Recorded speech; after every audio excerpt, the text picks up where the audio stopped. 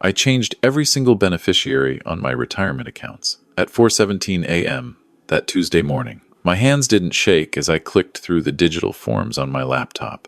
The blue screen glowed the only light in my kitchen. The house was silent except for the hum of the refrigerator and the occasional creak of old floorboards. Rachel had no idea what I'd just done. She thought she was already set to inherit everything. She thought I was too trusting, too grateful for her help, too old to notice what was really happening. Let me back up. My name is Thomas Sullivan. I'm 64 years old, and until 8 months ago, I thought I had a devoted daughter. Not perfect, but devoted. Someone I could count on. Rachel was my youngest child, the baby of the family. Her older brother Michael had died in a car accident when he was 28, 15 years ago now. That loss nearly destroyed me and my wife Linda. But we had Rachel, and somehow we all survived it together. Linda passed away 2 years ago. Ovarian cancer. Stage 4 by the time they found it. She lasted 6 months from diagnosis to death.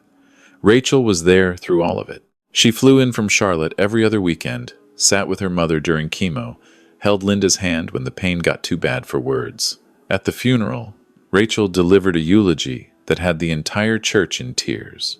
She talked about how Linda had taught her to be strong, to be independent, to always look out for family. After Linda died, I was alone in our 3-bedroom house in Asheville, North Carolina. The house we'd bought in 1989 for $135,000, now worth probably $650,000 in this crazy mountain real estate market. But more than that, I had the retirement savings Linda and I had built over 35 years of work. I'd been an electrical engineer at a manufacturing plant. Linda had been a school teacher. We'd lived modestly, saved aggressively. Between my 401k, IRA, and pension, I was sitting on roughly $900,000. For the first year after Linda's death, I managed okay. I had my routines: morning coffee on the back deck, looking at the mountains, volunteering at the Veterans Center on Mondays and Thursdays. I'm a Vietnam vet, did a tour in '71. Lunch with my buddy Frank twice a week. Video calls with Rachel every Sunday evening at 6 p.m. sharp. She'd tell me about her work as a pharmaceutical sales rep, about her husband Kyle's construction business, about my grandson Cameron, who was 12. Everything seemed normal. Good, even. I was proud of how well she'd done for herself. Then last February, Rachel called on a Wednesday, not a Sunday. "Dad," she said, and I could hear something tight in her voice. "I need to talk to you about something serious." My first thought was health. Cancer, like Linda. But no, Kyle's business went under, she said. The contractor he was subcontracting for declared bankruptcy. Kyle's owed $240,000. We'll never see it. "Dad, we're in trouble. Real trouble. We refinanced the house last year to expand the business. The mortgage is $4,200 a month.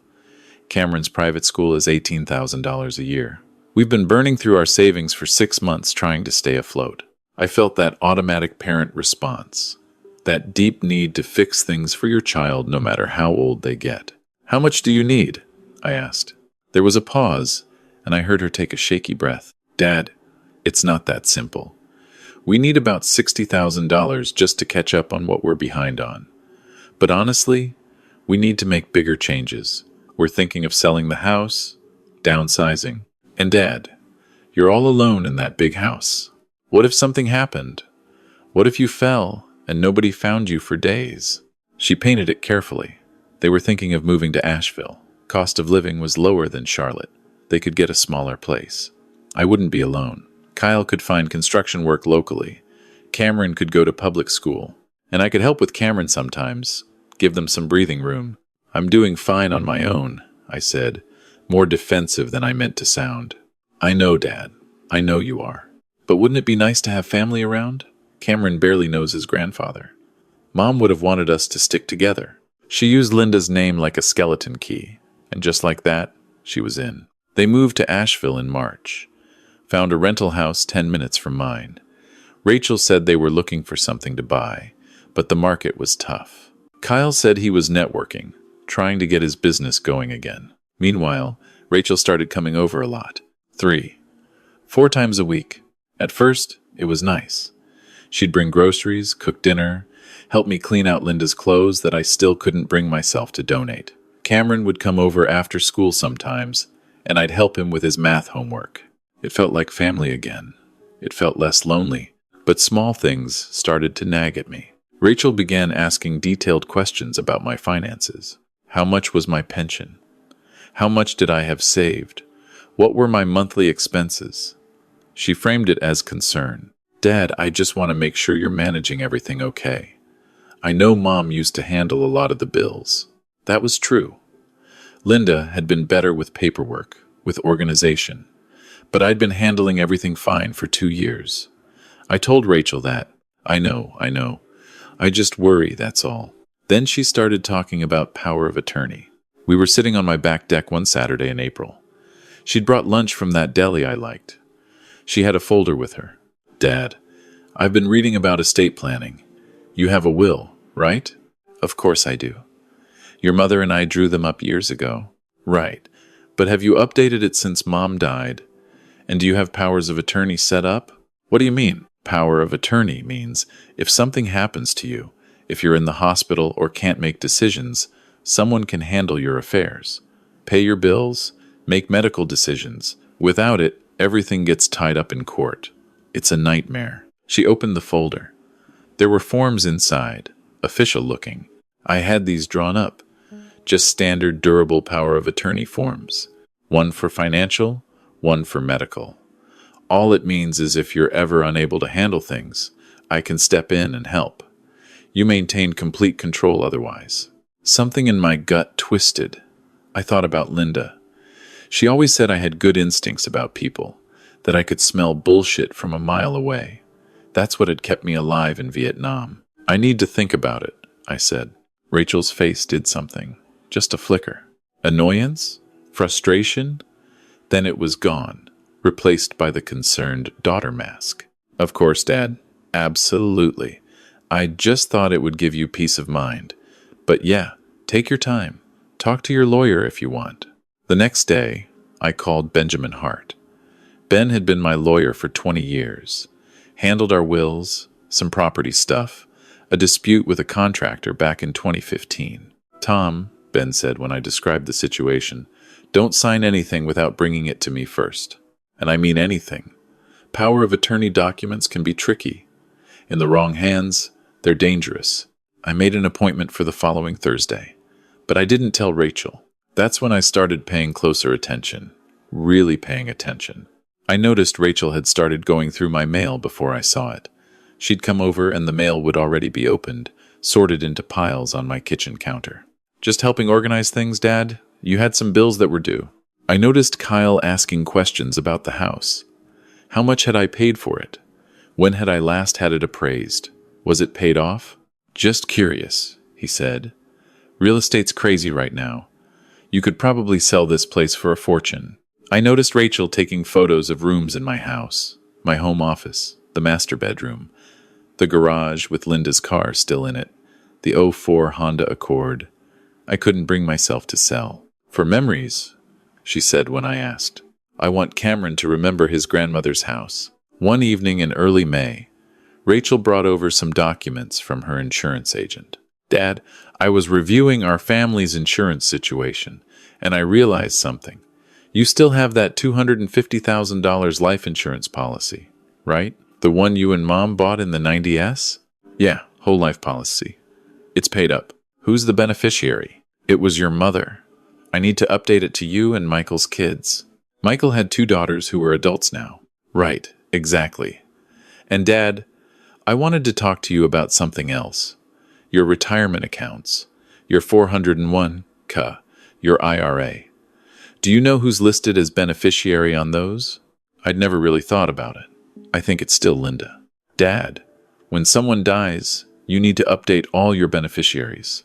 Otherwise, it goes to your estate and gets tied up in probate, taxes, legal fees. It's a mess. Here, I printed out the forms. You just need to sign them and I'll submit them to the financial companies for you. She pulled out a stack of papers. Beneficiary designation forms for Vanguard, Fidelity, my pension administrator. All with her name filled in as primary beneficiary. Shouldn't Michael's girls get some? I asked. Well, they're adults with their own lives. And Dad, I'm the one here taking care of you. That's what Mom would have wanted. I didn't sign those forms. I told her I needed to review them with my accountant. Another flash of annoyance on her face. The following week, I met with Ben Hart. I brought the power of attorney forms and the beneficiary forms. Ben read through everything with the expression of a doctor who'd just found something very wrong on an X-ray. Tom, he said slowly, if you sign this durable power of attorney, Rachel can access every bank account you have. She can sell your house. She can change your investment allocations. She can do essentially anything with your finances. And you'd have very limited recourse. But it says it only kicks in if I'm incapacitated. Look at this clause right here. It says, this power of attorney shall be effective immediately upon signing and shall not be affected by the subsequent disability or incapacity of the principal. That means it's active the moment you sign. She wouldn't need to wait for you to be sick or confused. She could use it tomorrow. I felt cold. And these beneficiary forms, Ben continued. Legally, yes, you can name whoever you want. But Tom, I need to ask you something, and I need you to be honest with me. Do you feel safe right now? Do you feel like Rachel has your best interests at heart? I thought about the photos of my house, the questions about money, the way she'd been coming over more and more, inserting herself into every aspect of my life. The way Kyle had started talking about how Asheville real estate was on fire and how I was sitting on a gold mine. I don't know, I said quietly. Ben leaned forward. Tom, what you've described to me fits a pattern I've seen before. It's called financial elder abuse, and it's more common than you think. It starts with moving closer, offering help, isolating you from other support systems. Then it escalates to controlling finances, getting power of attorney, changing beneficiaries. The end game is either getting you declared incompetent and taking control, or waiting for you to die and inheriting everything. Rachel wouldn't do that. She's my daughter. Tom, I've been a lawyer for 32 years. I've seen children do terrible things to their parents for money. I've seen it destroy families. I'm not saying that's definitely what's happening here, but I am saying you need to be very careful. He gave me the name of someone, Patricia Morales, private investigator specializing in financial exploitation cases. Just talk to her, Ben said. Get a professional opinion. If I'm wrong, if Rachel's intentions are pure, then great. But if I'm right, you need to know before it's too late. I met Patricia 3 days later at a coffee shop in West Asheville. She was in her late 40s, former FBI white-collar crime division. How long have they been in town? She asked. 3 months. And the financial questions started immediately? Within a couple weeks. She nodded, making notes. Has Rachel tried to limit your contact with friends? Made it harder for you to see people? I thought about it. Rachel had made comments about Frank, said he was a bad influence, that he lived in the past too much, that spending time with him made me depressed. Yeah, actually, she doesn't like my friend Frank. Classic isolation tactic. What about your finances? Does she know the details? She's been trying to find out, asking a lot of questions. And she's tried to get power of attorney? Yes. Patricia set down her pen. Mr. Sullivan, here's what I think is happening. Your daughter and her husband are in serious financial trouble. They see you as a solution. They're building a case for taking control of your assets, either through power of attorney or by having you declared incompetent. Once they have control, they'll drain everything. The retirement accounts, the house, all of it. How would they get me declared incompetent? I'm perfectly fine. They'd need a doctor's evaluation. But here's the thing. They'd shop around for a doctor who's sympathetic or who doesn't ask too many questions. They'd tell the doctor you're showing signs of dementia, forgetting things, getting confused, making poor financial decisions. They'd provide evidence. And if the doctor writes up an evaluation saying you lack capacity, they can go to court and get guardianship. At that point, you have no say over your own life. The coffee in my stomach turned to acid. What do? We document everything.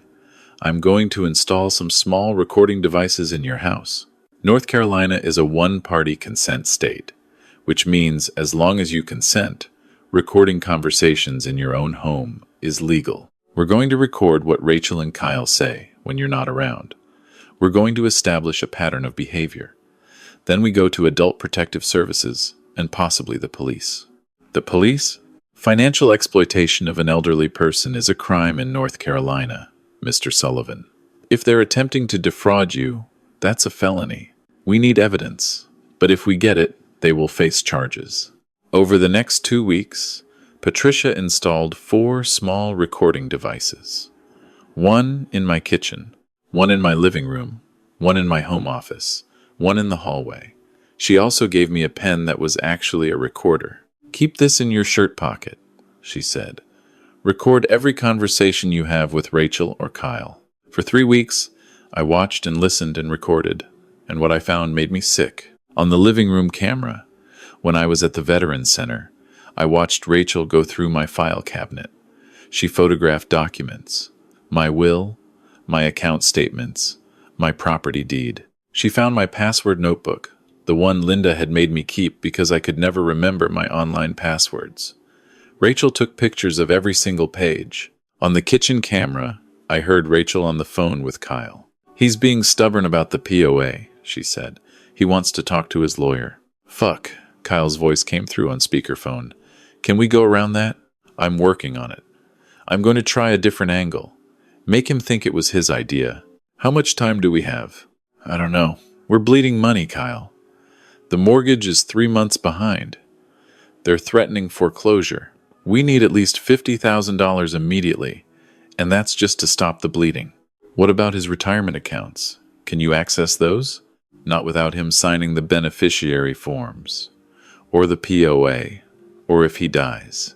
There was a long pause. We're not talking about that, Rachel said. I'm not saying we do anything. I'm just saying he's 64. He's a vet. He's got health issues. Statistically, how long is he really going to live? Kyle, stop. I'm just saying we need to plan for all scenarios. I stood in my kitchen at midnight, listening to the playback of that recording, and I felt something break inside me. The worst came a week later.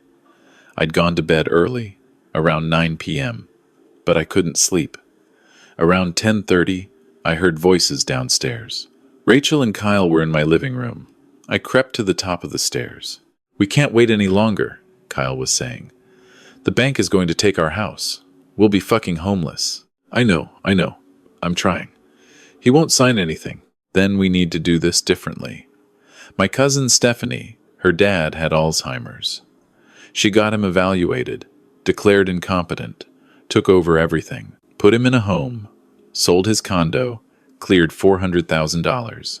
Dad doesn't have Alzheimer's. Who the fuck knows that? He's old. He's alone. I've seen him forget things. Where he put his keys. What day it is. That's enough. We'd need a doctor to evaluate him. I know a guy, Dr. Reynolds. He's done evaluations for disability claims, competency hearings. He's flexible. Flexible? He writes what needs to be written for a fee. Rachel was quiet for a long moment. How much would this cost? $5,000 for the evaluation. But Rachel, we're talking about access to $900,000. Plus the house, another $650,000. That's $1.5 million. Even after paying off our debts, we'd clear $1 million easy. We could move somewhere cheaper, buy a house outright, never worry about money again. What about Dad? Where would he go? There are state facilities. They're not great, but they're free. Or there are cheaper private places, like $3,000 a month. We could afford that. He'd hate that. He'd fight us. Rachel, once he's declared incompetent, it doesn't matter what he wants. You'd be his legal guardian. You'd have complete control. He'd have no say. Another long pause.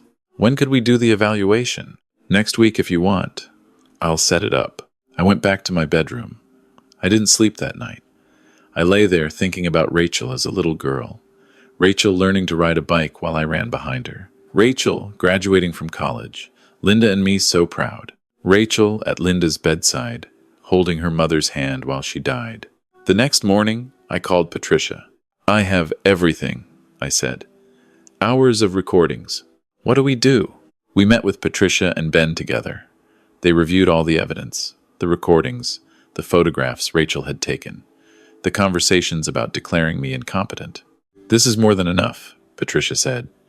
We can go to the police, right now. What happens then? I asked. They'll open an investigation. With this evidence, Rachel and Kyle will likely be charged with attempted financial exploitation, conspiracy to commit fraud, possibly elder abuse. These are serious felonies in North Carolina. Ben spoke up. Or we can give them one more chance to incriminate themselves, set up a scenario where they think they've won, where they make their final move, and we catch them in the act. It makes the case absolutely airtight. What kind of scenario? I asked. Here's what we did. I called Rachel and Kyle over for dinner on a Sunday. I made pot roast, Linda's recipe. Over dinner, I acted confused. I forgot what day it was. I called Cameron by Michael's name. I seemed lost, disoriented. Rachel and Kyle exchanged glances. After dinner, I told them I'd been thinking about what Rachel had said about power of attorney. I think you're right, I said slowly. I have been forgetting things lately, getting confused. Maybe I do need help managing everything. I trust you, honey. You've been so good to me since your mother died. Rachel's eyes lit up. Actually lit up. Oh, Dad, she said, taking my hand. I'm so glad. We just want to take care of you. That's all we've ever wanted. I know, I said. I know you do. We scheduled it for the following Friday. Rachel said she'd bring the papers, have them notarized, get everything finalized. That Thursday night, I couldn't sleep. At 2 a.m., I went downstairs. The recording devices were running. I heard Rachel and Kyle in my living room. They thought I was asleep. It's done, Rachel was saying. He's signing everything tomorrow. The POA, the beneficiary forms, all of it. Thank fucking God, Kyle said. I talked to Dr. Reynolds. He can do the evaluation next Wednesday. He'll write it up as moderate dementia, unable to manage financial affairs. We file for guardianship immediately. And the accounts? Can we access them right away? The POA gives you access immediately. The beneficiary forms mean when he dies, it all comes to you anyway. But with the POA, we don't have to wait. We can start moving money next week. How much? I'm thinking we take $200,000 right away. Pay off our debts, buy a house. The rest we move slowly, so it doesn't trigger any alerts. What about Dad's expenses? The utilities, his food, everything? We'll pay the minimum, keep the lights on. But Rachel, he's going into a facility anyway. Valley View costs $2,800 a month. We can afford that easily. The rest is ours. He's going to be so angry, he won't be able to do anything about it. Once the guardianship is in place, we have complete control. He'll adjust. Old people adjust. I stood in the hallway, tears running down my face. Not tears of sadness, tears of rage. Friday morning, I woke up at 4 a.m. I made coffee.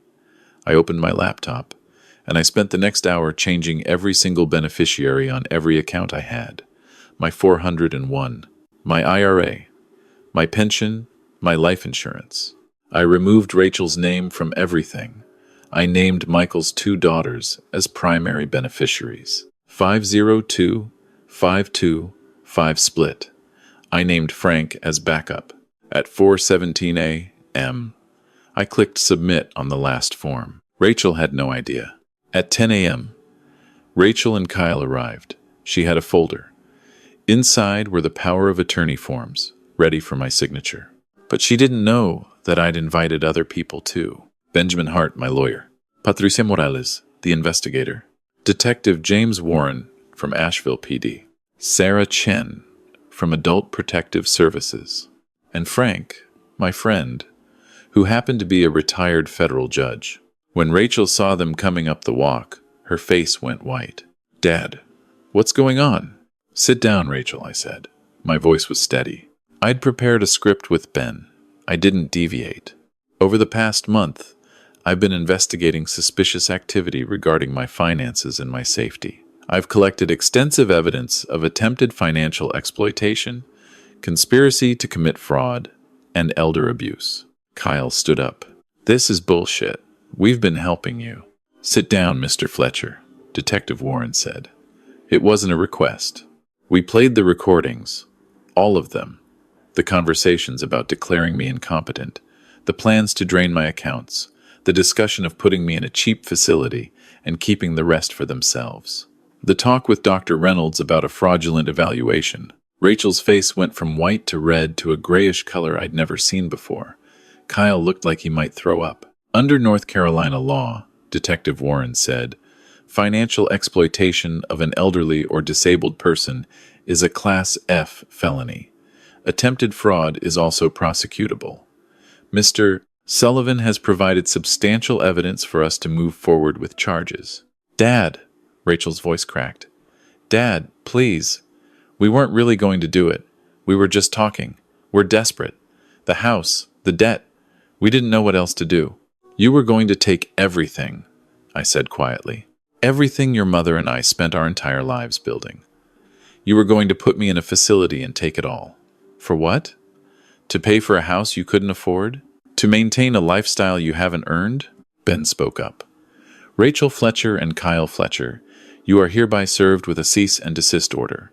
You are prohibited from contacting Mr. Sullivan, entering his property, or attempting to access any of his financial accounts. All documents you removed from this residence must be returned within 24 hours. Sarah Chen added, we'll also be conducting a full audit of Mr. Sullivan's finances to determine if any funds have been misappropriated already. Rachel started crying. You manipulative old bastard. You played us. You set us up. I protected myself, I said, from my own daughter. Do you understand what you've done? Not just the legal part. Do you understand that you destroyed our family for money? I'm sorry, Rachel sobbed. I'm so sorry. Dad, we were desperate. The pressure. I wasn't thinking clearly. You thought clearly enough to plan this for months. You thought clearly enough to find a corrupt doctor. You thought clearly enough to decide I was worth $1.5 million to you. That's the number I heard, Rachel. Is that what I am to you? A retirement plan? Cameron was waiting in the car outside. I was grateful he didn't have to see this. The police didn't arrest them that day. Financial crimes move slowly. But Detective Warren made it clear that charges were pending. They left. Rachel crying, Kyle silent and furious. The legal process took 6 months. Rachel and Kyle were formally charged with attempted financial exploitation of an elderly person, conspiracy to commit fraud, and attempted identity theft. Their lawyer negotiated a plea deal. 3 years probation, restitution of all my legal costs, which came to $28,000, mandatory financial counseling, and a permanent restraining order. No jail time. Ben said that was typical for first offenders who didn't actually succeed in stealing anything. I also sued them in civil court for emotional distress and attempted fraud. Won a judgment for $125,000. They'll be paying that off for the rest of their lives. But the money doesn't mean anything. None of it does. I sit in my house now, the house Linda and I bought 35 years ago, the house where we raised our children, where we grew old together, and I'm alone again. Frank still comes by twice a week. Ben checks in. I have my routines. Coffee on the back deck. Veterans Center on Mondays and Thursdays, but I don't get calls on Sunday evenings anymore. I don't have a grandson who comes over for homework help. I don't have a daughter who asks how I'm doing. Rachel sent a letter 2 months ago. She said she's in therapy. She said she's realized what she did. She said she wants forgiveness. Not now, but eventually. When I'm ready. I haven't responded. I don't know if I ever will. Michael's daughters came to visit last month. They're good girls. Women now, really. They thanked me for including them in the beneficiaries. They said they had no idea what Rachel was planning. They said they're sorry. Here's what I learned. Greed is a disease. It doesn't announce itself with symptoms. It creeps in slowly, disguised as worry, as helpfulness, as love. It tells itself it's doing the right thing. It might even believe it. The warning signs were there. I saw them. I felt them in my gut. The same instinct that kept me alive in the jungle in 1971. But I ignored it because I wanted to believe in my daughter. I wanted to believe that the little girl who used to fall asleep on my chest while I read her stories was still in there somewhere. Maybe she was once. Maybe the desperation and the debt turned her into someone else. I'll never know. What I do know is this. I protected myself. I did what I had to do, and I'd do it again. If you're reading this, if you're in a similar situation, trust your instincts. If something feels wrong, it is wrong. Document everything. Get professional help. Don't wait. Don't make excuses. Don't let guilt or love blind you to reality. Protect yourself, even if it means protecting yourself from family, especially if it means that, because at the end of the day, you only get one life, one home, one sense of dignity and self-worth. And nobody, not even your own children, has the right to take that from you for money. I'm 64 years old. I changed every beneficiary at 4:17 a.m. that morning, sitting alone in my kitchen with just the glow of the laptop screen and the certainty that I was doing the right thing. Rachel thought she'd inherit everything. She was wrong.